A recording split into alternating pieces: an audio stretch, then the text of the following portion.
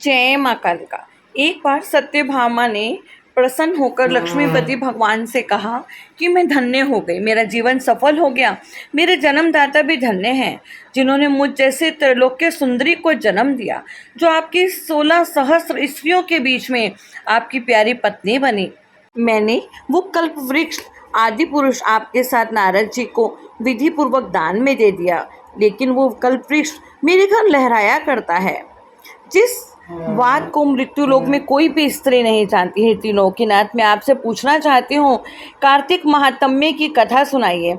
तब भगवान बोले, सूत जी बोले, सत्यभामा के ऐसे वचनों को सुन के श्री कृष्ण जी हंसकर हाथ पकड़कर अपने सेवकों को वहीं रोककर विलास युक्त अपनी पत्नी को कल्प वृक्ष के नीचे ले गए और हंसकर कहने लगे, हे प्रिय, 16,000 रानियों में से मुझे तुम प्राणों से प्यारी हो। तुम्हारे लिए मैंने इंद्र से, देवताओं से विरोध किया। कांते, जो बात तुमने पूछी है वो अद्भुत बात को सुनो। सूत जी बोले, एक दिन श्री कृष्ण भगवान ने सत्यभामा की प्रिय कामना के लिए गरुड़ पर सवार होकर इंद्रलोक जाकर कल्प वृक्ष मांगा। इंद्र के मना कर देने पर गरुड़ को इंद्र से घोर युद्ध हुआ गरुड़ के लिए, और गोलोक में गरुड़ जी ने गौओं से युद्ध किया। गरुड़ की चोंच की चोट से उनके कान और पूंछ कटकर गिर गए। उनकी खून से 3 वस्तुएं उत्पन्न हुई, कान से तंबाकू, पूंछ से गोभी और खून से मेहंदी। इन तीनों का प्रयोग करने से मोक्ष प्राप्त नहीं होता। तब गौओं ने भी क्रोध में भरकर गरुड़ को मारा, जिससे उनके 3 पंख टूट के गिर गए। पहले पंख से नीलकंठ, दूसरे से मोर, तीसरे से चकवा चकवी पैदा हुए।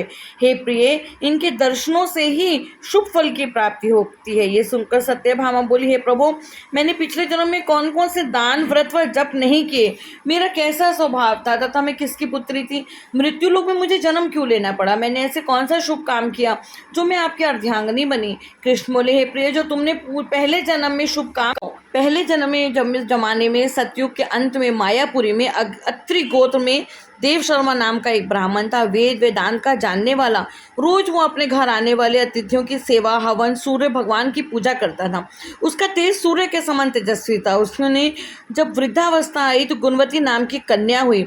उसका विवाह उस पुत्रहीन ब्राह्मण में ने चंद्र नाम के अपने शिष्य से कर दिया। वो को अपने बेटे के समान मानता। चंद्र भी उसे अपने पिता के समान सम्मान देता। एक दिन वो दोनों कुश और समिधा लेने के लिए वन में गए। हिमालय की तलहटी में घूमते हुए एक राक्षस को आता देखा और राक्षस के हाथों दोनों मारे गए। उन्होंने बहुत कोशिश करी पर वो बच नहीं पाए। धर्मात्मा होने के कारण भगवान के पार्षद उन्हें बैकुंठ लेके, क्योंकि उन्होंने आजीवन सूर्य भगवान की पूजा की, उस क्रम से मैं दोनों पर अति प्रसन्न हुआ।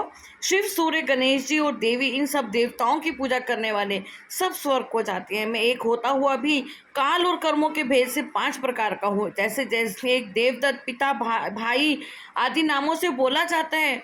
जब वो दोनों विमान पर चढ़े, सूर्य के समान तेजस्वी रूपवान चंदन और माला धारण किए हुए थे और मेरे भवन में आए तो दिव्य भोग लगाने लगे। कार्तिक मास की बहुत बहुत शुभकामनाएं। अगली वीडियो में मैं आपको कार्तिक माह की सभी अध्याय कथाएं सुनाऊंगी, भगवान के दशावतार की, और कौन कौन से उपाय करने चाहिए कार्तिक माह में, दान तप पुण्य, जिससे कि हमें मोक्ष मिले, हमारे घर में सुख समृद्धि आए और हम आगे की ओर बढ़ोतरी करें। मुझे सुनने के लिए आपका बहुत बहुत धन्यवाद। अगर अभी तक मेरे चैनल को आपने सब्सक्राइब नहीं किया है तो सब्सक्राइब कीजिए, लाइक एंड शेयर ज़रूर कीजिए। जय माता दी।